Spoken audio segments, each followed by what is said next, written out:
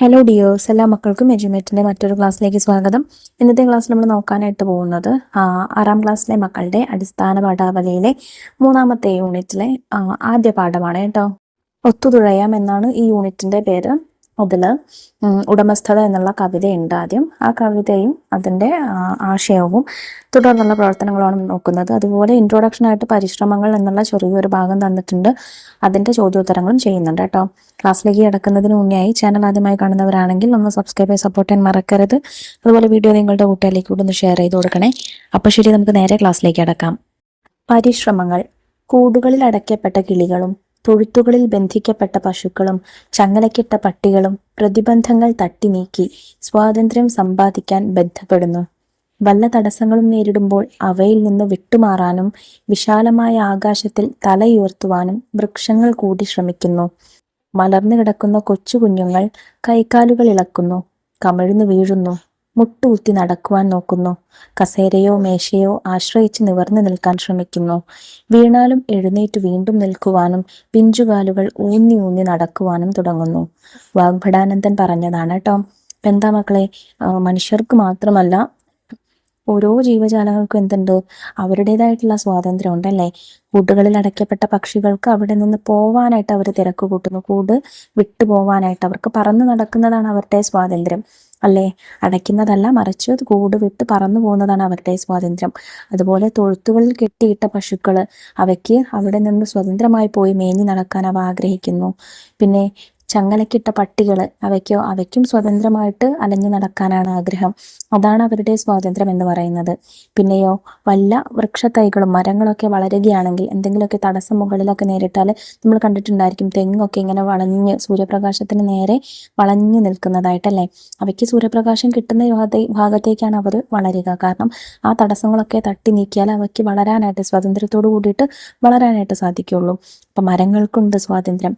പിന്നെ അതുപോലെയോ ഒരു ചെറിയ കുഞ്ഞ് കമഴ്ന്നു കിടക്കുന്ന പ്രായത്തിൽ, മലർന്നു കിടക്കുന്ന പ്രായത്തിൽ എന്താണ്, കൈകാലുകൾ ഇട്ടടിക്കും അതിന് എങ്ങനെയെങ്കിലും എണീറ്റ് പോവാൻ വേണ്ടിയിട്ടല്ലേ.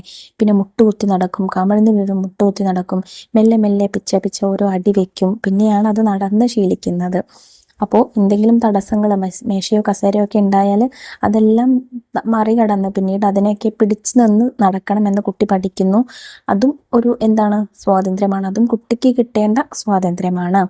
അപ്പോൾ പലതരത്തിൽ സ്വാതന്ത്ര്യം ഉണ്ട്. ഇനി ഇതിനെ അതിനെക്കുറിച്ച് ഇതിൻ്റെ ശേഷം കുറച്ച് ചോദ്യങ്ങളുണ്ട്, നോക്കൂ. സ്വാതന്ത്ര്യം തന്നെ അമൃതം. പ്രകൃതിയിലെ ജീവജാലങ്ങളെല്ലാം സ്വാതന്ത്ര്യം ആഗ്രഹിക്കുന്നുണ്ട്. ചോദ്യം 1. കൂട്ടിൽ നിന്ന് ആകാശത്തേക്ക് പറന്നു വരുന്ന പക്ഷിയുടെ ചിന്തകൾ എന്തൊക്കെയാവാം? കൂട്ടിൽ കിടന്ന് അത്രയും കാലം അവൾ അനുഭവിച്ച സ്വാതന്ത്ര്യമില്ലായ്മയുടെയും ഇപ്പോൾ കിട്ടിയ സ്വാതന്ത്ര്യത്തിന്റെയും സന്തോഷം ആ പക്ഷിയിൽ ഉണ്ടാവും. തന്റെ വീട്ടുകാരെയും കൂട്ടുകാരെയും കാണാമല്ലോ എന്ന പ്രതീക്ഷയും കാട്ടിലും മറ്റും ഇഷ്ടം പോലെ പറന്നു നടക്കാമല്ലോ എന്ന ചിന്തയും ആ പക്ഷിക്ക് ഉണ്ടായിരിക്കാം. ചോദ്യം 2. നടക്കാൻ തുടങ്ങുന്ന കുഞ്ഞിന്റെ മുന്നിലെ തടസ്സങ്ങൾ എന്തെല്ലാം? അവ എങ്ങനെയാണ് കുഞ്ഞു മറികടക്കുന്നത്? ചെറിയ ചെറിയ വസ്തുക്കളായ കസേരകളും മേശയും അലമാരയും കട്ടിലും പടികളും എല്ലാം കുഞ്ഞിന്റെ മുൻപിലുള്ള തടസ്സങ്ങളാണ്. പതുക്കെ ഇവയിലെല്ലാം പിടിച്ച് നിവർന്നു നിൽക്കാനും ചുമര് പിടിച്ച് ഓരോ അടി വയ്ക്കാനും കുട്ടി പഠിക്കുന്നു. അങ്ങനെയാണ് ഈ തടസ്സങ്ങളെല്ലാം കുട്ടി മറികടക്കുന്നത്. ചോദ്യം 3. ചെടിച്ചട്ടിയിലെ ചെടിയും പൂമ്പാറ്റകളും എങ്ങനെയാണ് സ്വാതന്ത്ര്യം അനുഭവിക്കുന്നത്? ആവശ്യാനുസരണം വെള്ളവും വളവും സൂര്യപ്രകാശവും കിട്ടി വളരുവാനും പൂക്കളും കായ്കളും ഉണ്ടാക്കുവാനും സാധിക്കുക എന്നത് ചെടിക്ക് കിട്ടുന്ന സ്വാതന്ത്ര്യമാണ്. തന്റെ ഇഷ്ടപ്രകാരം പൂവുകളിൽ മാറി മാറി പറന്നു നടന്ന് തേൻ കുടിക്കാം എന്നത് പൂമ്പാറ്റയ്ക്ക് കിട്ടുന്ന സ്വാതന്ത്ര്യവും. ജീവജാലങ്ങളെല്ലാം സ്വാതന്ത്ര്യത്തിന് വേണ്ടി പരിശ്രമിച്ചു കൊണ്ടേയിരിക്കുന്നു. തടസ്സങ്ങളില്ലാതെ മുന്നോട്ട് നീങ്ങാൻ കഴിയുന്നതും സ്വാതന്ത്ര്യമാണ്. സ്വാതന്ത്ര്യത്തിൽ മറ്റെന്തെല്ലാം ഉൾപ്പെടും? നമുക്ക് നോക്കാം. ഉടമസ്ഥത. അച്ഛന്റെ സമ്മാനമാം പെണ്ണുമായി നിൽക്കും നേരത്തപ്പുവിനുണ്ടായി തീർന്നിതസ്വാസ്ഥ്യം പലേ മട്ടിൽ. ഇതിനിക്കളഞ്ഞാലോ തല്ലുകൊള്ളുമെന്നേട്ടൻ, ഇതു നാലായിട്ടുണ്ടാം നാളേക്കെന്നുടനമ്മ. എന്റെ പെണ്ണിനി തൊട്ടുപോയാൽ എന്നേടത്തി, താൻ എന്തൊക്കെ താക്കീതുകൾ ഏറ്റണം ഇതോടൊപ്പം. ബാലാഹസ്കരൻ മാച്ചു നീലക്കൽപ്പലക തൻ ചായപ്പെൻസിലും വായിൽ തിരുകിയിരിക്കുന്നു. ഉമ്മറക്കോലായിന്മേൽ അഭിനന്ദന സദസ്സുന്മിഷത്താക്കാനെത്തി ഇളയ വെയിൽ നാളം. ചുണ്ടിൽ പൂവിരിയലോടവന സമ്മാനത്തെ കണ്ടു തണ്ടയ്യ നീലച്ചേമ്പിന്റെ ഇളം കൂമ്പോ. വിരിയാൻ വെമ്പിയിടുന്ന ചമ്പകമൊട്ടോ മുന അറിവിൻ വറ്റാത്തതാമുറവാണതിനുള്ളിൽ. കണ്ണിലിത്തിരി വെള്ളച്ചായയുണ്ടായി. പിന്നെ ഉണ്ണി അതച്ഛൻ തന്റെ മേശമേൽ തന്നെ വെച്ചു. എന്റെ അല്ലിതു ചൊടിച്ചിറങ്ങിപ്പോയാനവൻ എന്തിനീ എന്നിത്തിരി സംഭ്രമമുണ്ടായി. ഏറിപ്പോയി കുറച്ചെന്നാണേവർക്കും അഭിപ്രായം. ഏകശാസനൻ അച്ഛൻ അവനെ ശിക്ഷിച്ചാലോ.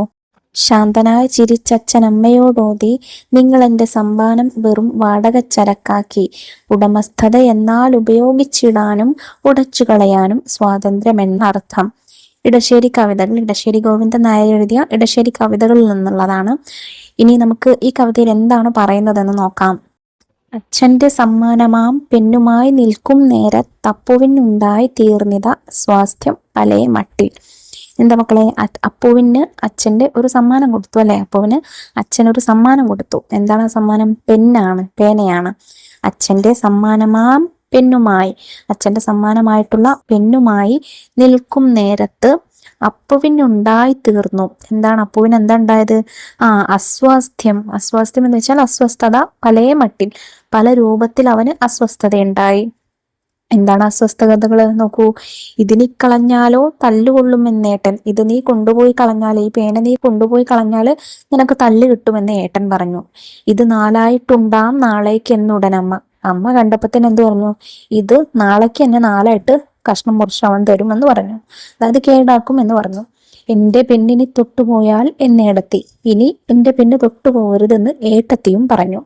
താൻ എന്തൊക്കെ താക്കീതുകൾ ഏറ്റണം ഇതോടൊപ്പം. അപ്പൊ ഈ ഒരു സമ്മാനം കിട്ടിയതിനോടുകൂടെ തന്നെ തനിക്ക് എന്തൊക്കെ താക്കീതുകൾ കൂടെയാണ് കിട്ടുന്നത് എന്ന് അപ്പോൾ ഓർത്തു അല്ലെ. ആ സമ്മാനം കിട്ടിയതിനൊന്നും ആസ്വദിക്കാൻ അവന് സാധിച്ചില്ല. പകരം ഏട്ടന്റെയും അമ്മയുടെയും ചേട്ടത്തിയുടെയും ഒക്കെ ശാസനകളും താക്കീതുമാണ് അവന് കിട്ടിയത്.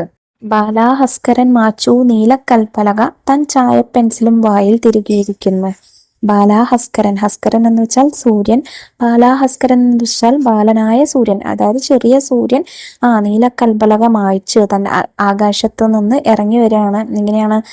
തന്റെ ചായ പെൻസിൽ വായിൽ തിരുകിയിരിക്കുന്നു. സൂര്യന്റെ പ്രഭയാണ് ഉദ്ദേശിക്കുന്നത്. സൂര്യൻ വളരെ പ്രഭാത സൂര്യനാണ്. അതായത് സൂര്യൻ പൊട്ടി മുളച്ചു വരികയാണ്. ആ സമയത്ത് പ്രഭാതത്തിൽ കാണാൻ നല്ല ഭംഗിയായിരിക്കും അല്ലെ. നിറയെ വർണ്ണത്തിൽ, മഞ്ഞ നിറത്തിൽ വർണ്ണത്തിലാകെ വായിൽ തിരികി തന്റെ ചായ പെൻസിൽ വായിൽ തിരികിയിരിക്കുന്നു. വർണ്ണം പൊഴിക്കുന്നു. ഉമ്മറക്കോലായിന്മേൽ അഭിനന്ദന സദസ് ഉന്മിഷത്താക്കാൻ എത്തി ഇളയ വെയിൽ നാളം. ഉമ്മറക്കോലായിലാണ് ഈ അഭിനന്ദന സദസ്. അപ്പുവിന് സമ്മാനം കൊടുത്ത ആ ഒരു സദസ്, അതായത് അച്ഛൻ അമ്മയും ഏടത്തിയും ഏട്ടനും അപ്പവും എല്ലാവരും ഉള്ള ആ ഒരു സദസ്സിലേക്ക് ഈ ഇളം ഇളയ വെയിൽ നാളം ആ സദസ് ഉന്മിഷത്താക്കാൻ, അതായത് പ്രഭ കൊണ്ട് ചൊരിയാൻ, പ്രഭാപൂരിതമാക്കാൻ എത്തി. ചുണ്ടിൽ പൂവിരിയലോടവന സമ്മാനത്തെ കണ്ടു. ഒരു ചുണ്ടിൽ ഒരു ചെറു ചിരിയോട് കൂടിയിട്ട് ആ സമ്മാനത്തെ, ആ പെണ്ണിനെ കണ്ടു. തണ്ടയ്യ നീലച്ചേമ്പിന്റെ ഇളം കൂമ്പോ. ആ പേനയുടെ തണ്ട് കണ്ടാൽ എങ്ങനെയാണ്? നീലച്ചേമ്പിന്റെ ഇളം കൂമ്പ് പോലെ അത്രയ്ക്ക് മനോഹരമായിട്ടാണ് ഉള്ളത്. വിരിയാൻ വെമ്പിയിടുന്ന ചെമ്പകമൊട്ടോ മുന. പേനയുടെ മുന എങ്ങനെയാണ്?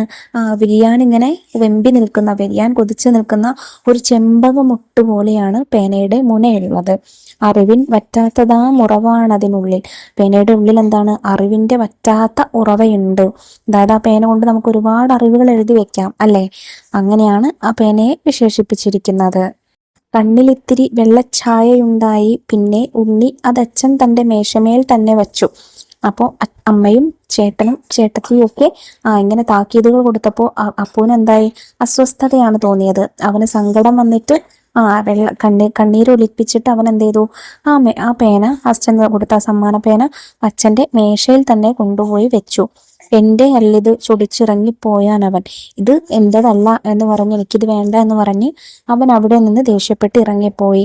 എന്തിനി എന്നിത്തിരി സംഭ്രമമുണ്ടായി. ഇനി എന്താവും എന്ന് അത് കണ്ടപ്പോ, ഈ ഒരു രംഗം കണ്ടപ്പോ അമ്മയ്ക്കും ചേട്ടനും ചേട്ടത്തിക്കും ഒക്കെ എന്തുണ്ടായി? കുറച്ച് പരിഭ്രമമുണ്ടായി. ഏറിപ്പോയി കുറച്ചെന്നാണ് ഏവർക്കും അഭിപ്രായം. തങ്ങൾ പറഞ്ഞത് കുറച്ചേറിപ്പോയി. അവനോട് അങ്ങനെ നല്ലൊരു എന്താ പറയാ, സമ്മാനം കിട്ടിയ ആ ഒരു അവസരമാണല്ലോ, നല്ല സന്തോഷത്തോടെ ഇരിക്കേണ്ട ആ ഒരു അവസരത്തിൽ അവനോട് അങ്ങനെ പറഞ്ഞത് കുറച്ചേറിപ്പോയി എന്ന് എല്ലാവർക്കും തോന്നി. ഏകശാസനൻ അച്ഛൻ അവനെ ശിക്ഷിച്ചാലോ. ഇനി അച്ഛൻ ഇത് കേട്ടാല് അവരെ ശിക്ഷിച്ചാലോ എന്ന് അവര് ഭയന്നു, അവര് പേടിച്ചു. ശാന്തനായി ചിരിച്ച അച്ഛൻ അമ്മയോടോതി, നിങ്ങൾ എൻ്റെ സമ്മാനം വെറും വാടകച്ചരക്കാക്കി. ഇതറിഞ്ഞ അച്ഛൻ എന്ത് ചെയ്തു? ശാന്തനായിട്ട് ഒന്ന് ചിരിച്ചുകൊണ്ട് അമ്മയോടോതി. അവരെ ശാസിച്ചതൊന്നുമില്ല, പകരം ചിരിച്ചുകൊണ്ട് അമ്മയോട് എന്തു പറഞ്ഞു? നിങ്ങൾ എൻ്റെ സമ്മാനം വെറും വാടകച്ചരക്കാക്കി മാറ്റി. എൻ്റെ സമ്മാനം എന്തായി? ഒരു വാടക വസ്തുവിനെ പോലെ ആക്കി നിങ്ങൾ മാറ്റി എന്ന് പറഞ്ഞു. ഉടമസ്ഥത എന്നാൽ ഉപയോഗിച്ചിടാനും ഉടച്ചു കളയാനും സ്വാതന്ത്ര്യം എന്നാണ് അർത്ഥം. പിന്നെയോ ഉടമസ്ഥത എന്ന് പറഞ്ഞാൽ ഒരു വസ്തുവിന്റെ ഉടമസ്ഥൻ എന്ന് പറഞ്ഞാൽ ആ ഉടമസ്ഥന് ആ വസ്തു ഉപയോഗിക്കാനും അതിനെ ഉടച്ചു കളയാനും അതിനെ നശിപ്പിച്ചു കളയാനും അവകാശമുണ്ട്. അതാണ് ഉടമസ്ഥത എന്ന വാക്കിന്റെ അർത്ഥം എന്ന് അച്ഛൻ പറഞ്ഞു. അതായത് അച്ഛൻ തൻ്റെ ഉണ്ണിക്ക് സന്തോഷത്തോടു കൂടി കൊടുത്ത സമ്മാനം എല്ലാവരും കൂടി അവനെ നീ അത് കേടാക്കരുത് എന്നൊക്കെ പറഞ്ഞ് ശാസിച്ചിട്ട് അവൻ അത് വെച്ച് പോയപ്പോ അല്ലേ, അച്ഛൻ എന്ത് പറഞ്ഞു? അവന് കേടാക്കാതിരിക്കോ എന്തും ചെയ്തോട്ടെ, അത് അവന്റെ ഇഷ്ടമാണ്, കാരണം അത് അവന് കിട്ടിയ സമ്മാനമാണ്, അപ്പൊ അവനാണ് അതിന്റെ ഉടമസ്ഥൻ. അപ്പൊ നിങ്ങൾ പറയുന്നത് കേട്ട് എന്തായി? എൻ്റെ ആ പേന എന്തായി? വെറും ഒരു വാടക വസ്തുവായി മാറി. അതായത് അച്ഛൻ അവന് വാടകയ്ക്ക് കൊടുത്ത ഒരു വസ്തു എന്ന രീതിക്കായി മാറി എന്നാണ് കവിതയിൽ പറഞ്ഞിരിക്കുന്നത്. ഇനി നമുക്ക് ഇതിന്റെ ചോദ്യോത്തരങ്ങൾ നോക്കാം. ആദ്യത്തേത് കണ്ടെത്താൻ പറയാം. ചോദ്യം 1. അച്ഛന്റെ സമ്മാനമാം പെന്നുമായി നിൽക്കും നേരത്ത് അപ്പുവിനോട് ഏട്ടനും അമ്മയും ഏടത്തിയും പറഞ്ഞത് എന്തെല്ലാമായിരുന്നു? ആ പേന കൊണ്ടുപോയി കളഞ്ഞാൽ തല്ലുകൊള്ളും എന്ന് ഏട്ടനും, നാളേക്ക് ഈ പേന 4 ആയിട്ടുണ്ടാവുമെന്ന് അമ്മയും, എൻ്റെ പേന ഇനി തൊട്ടുപോകരുതെന്ന് ഏടത്തിയും പറഞ്ഞു. ചോദ്യം 2. ബാലസൂര്യൻ അപ്പോൾ എന്താണ് ചെയ്തിരുന്നത്? ബാലസൂര്യൻ നീലക്കൽപ്പലക മായ്ച്ച് തൻ്റെ ചായ പെൻസിൽ വായിൽ തിരുകിയിരുന്നു. ചോദ്യം 3. ഉമ്മറക്കോലായിലെ അഭിനന്ദന സദസ്സിലേക്ക് എത്തിയതാരായിരുന്നു? ബാലനായ സൂര്യൻ അഥവാ പ്രഭാത സൂര്യനാണ് ഉമ്മറക്കോലായിലെ സദസ്സിലേക്ക് എത്തിയത്. ചോദ്യം 4. അപ്പുവിന് അച്ഛന്റെ സമ്മാനം ഏറെ ആകർഷകമായി തോന്നി എന്ന് സൂചിപ്പിക്കുന്ന വരികൾ കണ്ടെത്തി ചൊല്ലാമോ?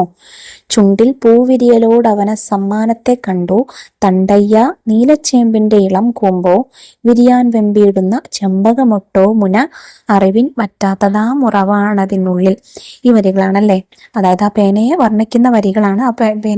ആ പേനയെ കണ്ടപ്പോൾ അപ്പുവിന്റെ ചുണ്ടിലൊരു ചിരി വിരിഞ്ഞു, സന്തോഷത്തിന്റെ ചിരി വിരിഞ്ഞു. അതിന്റെ തണ്ട് കണ്ടാൽ നീലച്ചെമ്പിന്റെ ഇളം കൊമ്പ് പോലെയാണ്, അതിന്റെ മുന കണ്ടാൽ വിരിയാൻ നിൽക്കുന്ന ചെമ്പകമൊട്ട് പോലെയാണ്, അതിന്റെ ഉള്ളിൽ നിറയെ എന്താണ്? അറിവിന്റെ വറ്റാത്ത ഉറവയാണ് എന്ന് അപ്പുവിന് തോന്നുകയാണ്. ചോദ്യം 5. അച്ഛൻ നൽകിയ സമ്മാനം അപ്പു ഉപേക്ഷിക്കാൻ കാരണം എന്താവാം? അമ്മയും ചേട്ടനും ചേട്ടത്തിയും ഒക്കെ ആ പേനയെക്കുറിച്ച് താക്കീതുകൾ നൽകിയപ്പോൾ അവൻ അസ്വസ്ഥനായി അല്ലെങ്കിൽ പരിഭ്രമനായി എന്ന് പറയാം. അതുകൊണ്ടാണ് അവൻ ആ സമ്മാനം ഉപേക്ഷിക്കാൻ തീരുമാനിച്ചത്. ചോദ്യം 6. സ്വാതന്ത്ര്യത്തെക്കുറിച്ച് അച്ഛൻ പറഞ്ഞ അഭിപ്രായം എന്താണ്? ഞാൻ കൊടുത്ത സമ്മാനം നിങ്ങൾ വെറും വാടകച്ചരക്കാക്കി. ഉപയോഗിക്കാൻ മാത്രമല്ല ഉടച്ചു കളയാനും അഥവാ നശിപ്പിക്കാനും ഉടമസ്ഥന് അവകാശമുണ്ട്.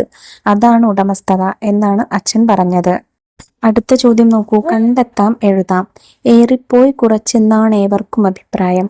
ഏറിപ്പോയി കുറച്ച് എന്നാണ് ഏവർക്കും അഭിപ്രായം. ചുണ്ടിൽ പൂ വിരിയലോട് അവന സമ്മാനത്തെ കണ്ടു.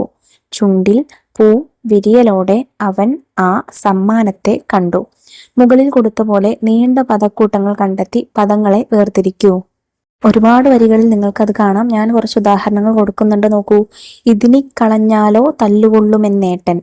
ഇത് ഇനി കളഞ്ഞാലോ തല്ല് കൊള്ളും എന്ന് ഏട്ടൻ. താൻ എന്തൊക്കെ താക്കീതുകൾ ഏറ്റണം ഇതോടൊപ്പം. താൻ എന്തൊക്കെ താക്കീതുകൾ ഏറ്റണം ഇതോടൊപ്പം. എന്തിന് എന്നിത്തിരി സംഭ്രമം അങ്ങുണ്ടായി. എന്ത് ഇനി എന്ന് ഇത്തിരി സംഭ്രമം അങ്ങ് ഉണ്ടായി. ഏറിപ്പോയി കുറച്ചെന്നാണ് ഏവർക്കും അഭിപ്രായം. ഏറിപ്പോയി കുറച്ച് എന്നാണ് ഏവർക്കും അഭിപ്രായം. ഏകശാസനൻ അച്ഛൻ അവനെ ശിക്ഷിച്ചാലോ. ഏകശാസനൻ അച്ഛൻ അവനെ ശിക്ഷിച്ചാലോ. ഇങ്ങനെയൊക്കെ നമുക്കത് തിരിച്ചെഴുതാം. അടുത്ത ചോദ്യം. കുട്ടിസൂര്യനും കുഞ്ഞുവെയിൽ നാളവും അപ്പുവും. ബാലാഹസ്കരൻ മായ്ച്ചു നീലക്കൽപ്പലക, തൻ ചായ പെൻസിലും വായിൽ തിരുകിയിരിക്കുന്നു. അഭിനന്ദന സദസ്സിൽ സംഭവിച്ച കാര്യങ്ങളും ഈ വരികളിലെ ആശയവും തമ്മിൽ എങ്ങനെയെല്ലാം ചേരുന്നുണ്ട്? ഒരു കുറിപ്പെഴുതൂ. ഉമ്മറക്കോലായിലെ അഭിനന്ദന സദസ്സിനെ പ്രഭാപ്രസരമുള്ളതാക്കാനായാണ് ഇളം വെയിൽ എത്തിയത്. ബാലനായ ആ സൂര്യൻ നീലക്കൽപ്പലക മാറ്റി തന്റെ വായിൽ ചായ പെൻസിലും തിരികെയാണ് ഇരിക്കുന്നത്. തനിക്ക് സമ്മാനമായി അച്ഛൻ തന്ന പേനയുടെ മനോഹാരിതയെ തുടർന്നുള്ള വരികളിൽ കവി വർണ്ണിച്ചിട്ടുണ്ട്. പേനയുടെ തണ്ട് നീലച്ചേമ്പിന്റെ ഇളം കൊമ്പിനോടും മുനയെ വിരിയാൻ വെമ്പുന്ന ചെമ്പകമുട്ടിനോടുമാണ് ഉപമിച്ചിരിക്കുന്നത്. അത് അപ്പുവിന്റെ മനസ്സിലുള്ള കാര്യങ്ങളാണ്. അപ്പുവിന്റെ ഈ സന്തോഷത്തിൽ പങ്കുചേരുകയാണ് സൂര്യനാളങ്ങളും. സൂര്യന്റെ പ്രഭയെ അവന്റെ ചായ പെൻസിലുകളായിട്ടാണ് പറഞ്ഞിരിക്കുന്നത്. ചുരുക്കത്തിൽ അഭിനന്ദന സദസ്സിന്റെ മനോഹാരിതയ്ക്കൊപ്പം ഇളം വെയിലിന്റെ മനോഹാരിതയും കൂടെ ആകുമ്പോൾ ഇരട്ടി ഭംഗി കൈവരുന്നു. അടുത്ത ചോദ്യം, പ്രയോഗത്തിന്റെ കരുത്ത്. നിങ്ങൾ എൻ്റെ സമ്മാനം വെറും വാടകച്ചരക്കാക്കി എന്ന് അച്ഛൻ പറഞ്ഞത് എന്തുകൊണ്ടാണ്? വാടകച്ചരക്ക് എന്ന വാക്കിലൂടെ കവി നമ്മോട് പറയുന്ന കാര്യങ്ങൾ എന്തെല്ലാമാണ്? സമ്മാനവും വാടകച്ചരക്കും തമ്മിലുള്ള വ്യത്യാസങ്ങൾ എന്തൊക്കെ? ചർച്ച ചെയ്ത് കുറിപ്പ് തയ്യാറാക്കൂ. ഇടശ്ശേരിയുടെ ഉടമസ്ഥത എന്ന കവിത വളരെ വലിയ ആശയം തന്നെ നമ്മോട് പങ്കുവെക്കുന്നുണ്ട്. അപ്പുവിന് അച്ഛൻ ഒരു പേന സമ്മാനമായി കൊടുക്കുന്നു. എന്നാൽ അവൻ അതിൽ സന്തോഷിക്കാൻ കഴിയുന്നതിലേറെ അസ്വസ്ഥനാവാനാണ് സാധിച്ചത്. അവന്റെ ചേട്ടനും അമ്മയും ചേട്ടത്തിയും എല്ലാം മാറി മാറി അവന് ആ സമ്മാനത്തെക്കുറിച്ച് താക്കീതുകൾ നൽകിയതിനാലാണ് അവൻ അസ്വസ്ഥനായത്. അവരുടെ താക്കീതുകൾ കേട്ട് മടുത്ത അവൻ ആ സമ്മാനം ഉപേക്ഷിക്കാൻ തീരുമാനിക്കുന്നു. കണ്ണിൽ ഒരു തുള്ളി കണ്ണീരോടെയാണ് അപ്പു ആ പേന അച്ഛന്റെ മേശയിൽ തന്നെ വെക്കുന്നത്. എന്നാൽ തിരിച്ചെത്തിയ അച്ഛൻ വിവരങ്ങൾ അറിയുകയും എന്റെ സമ്മാനം നിങ്ങളൊരു വാടകച്ചരക്കാക്കിയോ? സമ്മാനത്തിന്റെ ഉടമസ്ഥന് അത് സംരക്ഷിക്കാനും നശിപ്പിക്കാനുമുള്ള അവകാശമുണ്ട് എന്ന് പറയുകയും ചെയ്യുന്നു. ഇവിടെ അച്ഛൻ സൂചിപ്പിക്കുന്ന വാടകച്ചരക്ക് എന്ന പ്രയോഗം വളരെ പ്രധാനപ്പെട്ടതാണ്. ആരുടെയെങ്കിലും കയ്യിൽ നിന്നും നിശ്ചിത കാലത്തേക്ക് അല്ലെങ്കിൽ നിശ്ചിത സമയത്തേക്ക് വാങ്ങിക്കുന്നതാണ് വാടക വസ്തു. അതിന്റെ ഉടമസ്ഥൻ യഥാർത്ഥത്തിൽ നമ്മളല്ല. അതുകൊണ്ട് തന്നെ അതിനെ നശിപ്പിക്കാൻ നമുക്ക് അധികാരമില്ല. എന്നാൽ ഇവിടെ അപ്പുവിൻ്റേത് ഒരു വാടക വസ്തുവല്ല. അവൻ അച്ഛൻ സ്നേഹത്തോടെ നൽകിയ സമ്മാനമാണ്. അതുകൊണ്ട് തന്നെ അതിനെ നശിപ്പിക്കാനുള്ള സ്വാതന്ത്ര്യവും അവനുണ്ട്. അടുത്ത ചോദ്യം, സ്വാതന്ത്ര്യം എന്നാൽ? ഉടമസ്ഥത എന്നാൽ ഉപയോഗിച്ചിടാനും ഉടച്ചു കളയാനും സ്വാതന്ത്ര്യം എന്നാണ് അർത്ഥം. സ്വാതന്ത്ര്യത്തെക്കുറിച്ച് എന്തെല്ലാം ആശയങ്ങളാണ് ഈ കവിതാ ഭാഗത്തുള്ളത്? നിങ്ങളുടെ അഭിപ്രായങ്ങൾ കൂടി ഉൾപ്പെടുത്തി പ്രസംഗം തയ്യാറാക്കൂ, ക്ലാസ്സിൽ അവതരിപ്പിക്കൂ. വേദിയിലിരിക്കുന്ന വിശിഷ്ട വ്യക്തികളെ, ബഹുമാനപ്പെട്ടവരെ, പ്രിയ കൂട്ടുകാരെ, ഇന്ന് ഞാൻ നിങ്ങളോട് സ്വാതന്ത്ര്യത്തെക്കുറിച്ച് ഏതാനും വാക്കുകൾ സംവദിക്കാനാണ് ഉദ്ദേശിക്കുന്നത്. സ്വാതന്ത്ര്യം എന്ന വാക്കിനെ കുറിച്ച്, സ്വാതന്ത്ര്യം എന്ന ആശയത്തെക്കുറിച്ച് ഞാൻ പറയാതെ തന്നെ നിങ്ങൾക്കറിയാമല്ലോ. നിത്യജീവിതത്തിൽ ചെറുതും വലുതുമായ പലതരത്തിലുള്ള സ്വാതന്ത്ര്യവും നാം അനുഭവിക്കുന്നുണ്ട്. പലർക്കും അത് നിഷേധിക്കപ്പെടുന്നുമുണ്ട്. ഇത്തരത്തിൽ സ്വാതന്ത്ര്യത്തെക്കുറിച്ചുള്ള ആശയം പങ്കുവച്ച ഒരു കവിതയാണ് ഇടശ്ശേരിയുടെ ഉടമസ്ഥത. അപ്പുവിന് അച്ഛൻ ഒരു പേന സമ്മാനമായി കൊടുക്കുന്നു. ഇത് കണ്ട ചേട്ടൻ അവനോട് അത് കളഞ്ഞാൽ തല്ലുകൊള്ളുമെന്നും നാളേക്കിത് നാളായി മുറിച്ചിടും നീ എന്ന അമ്മയും എൻ്റെ പേന ഇനി തൊട്ടുപോകരുതെന്ന് ചേട്ടത്തിയും താക്കീത് നൽകുന്നു. ഇത് കേട്ടുമടുത്ത അവൻ ആ സമ്മാനം ഉപേക്ഷിക്കാൻ തീരുമാനിക്കുന്നു. കണ്ണിൽ ഒരു തുള്ളി കണ്ണീരോടെയാണ് അപ്പു ആ പേന അച്ഛന്റെ മേശയിൽ തന്നെ വെക്കുന്നത്. എന്നാൽ തിരിച്ചെത്തിയ അച്ഛൻ വിവരങ്ങൾ അറിയുകയും എൻ്റെ സമ്മാനം നിങ്ങളൊരു വാടകച്ചരക്കാക്കിയോ? സമ്മാനത്തിന്റെ ഉടമസ്ഥന് അത് സംരക്ഷിക്കാനും നശിപ്പിക്കാനുമുള്ള അവകാശമുണ്ട് എന്ന് പറയുകയും ചെയ്യുന്നു. എത്ര മനോഹരമായാണല്ലേ നിസ്സാരമായ ഒരു കാര്യത്തിൽ പോലും സ്വാതന്ത്ര്യം കടന്നു വരുന്നത്. അതെ, സ്വാതന്ത്ര്യം നമ്മുടെ ജന്മാവകാശമാണ്. അത് ആരിൽ നിന്നും നമുക്ക് ലഭിക്കേണ്ട ഒന്നല്ല. അഭിപ്രായ സ്വാതന്ത്ര്യവും ആശയപ്രകടന സ്വാതന്ത്ര്യവും സഞ്ചാര സ്വാതന്ത്ര്യവും വസ്ത്രധാരണാ സ്വാതന്ത്ര്യവും എല്ലാം നമുക്ക് ലഭിക്കേണ്ടതുണ്ട്. ഇതെല്ലാം നിഷേധിക്കപ്പെടുന്ന ഒരു പറ്റം ജനത നമുക്ക് ചുറ്റുമുണ്ട് എന്ന സത്യവും നാം മറന്നു പോകരുത്. സ്വാതന്ത്ര്യം ആസ്വദിക്കാനും ഇല്ലാത്തവർക്ക് ആ സ്വാതന്ത്ര്യം നേടിക്കൊടുക്കാനും നിങ്ങൾക്ക് എല്ലാവർക്കും സാധിക്കട്ടെ എന്ന് പ്രാർത്ഥിച്ചുകൊണ്ട് നിർത്തുന്നു. ജയ് ഹിന്ദ്. അപ്പോൾ ഇത്രയും കാര്യങ്ങളാട്ടോ മക്കളെ നിങ്ങൾക്ക് ഉടമസ്ഥത എന്നുള്ള ഈ പാഠഭാഗത്തിൽ പഠിക്കാനായിട്ടുള്ളത്. കവിതാ ഭാഗവും അതിൻ്റെ ആശയവും അതുപോലെ അതിൽ ചെയ്ത ചോദ്യങ്ങളൊക്കെ എല്ലാ മക്കൾക്കും മനസ്സിലായിട്ടുണ്ടെന്ന് വിശ്വസിക്കുന്നു. വീഡിയോ ഉപകാരപ്രദമായിട്ടുണ്ടെങ്കിൽ നിങ്ങളുടെ കൂട്ടുകാരികളോട് നമ്മുടെ ക്ലാസ്സിൽ ഷെയർ ചെയ്ത് കൊടുക്കാൻ മറക്കരുത്. അതുപോലെ 6ാം ക്ലാസ്സിലെ മറ്റു വിഷയങ്ങളുടെ വീഡിയോസിന് വേണ്ടി ചാനൽ ഒന്ന് സബ്സ്ക്രൈബ് ചെയ്ത് വെക്കണേ.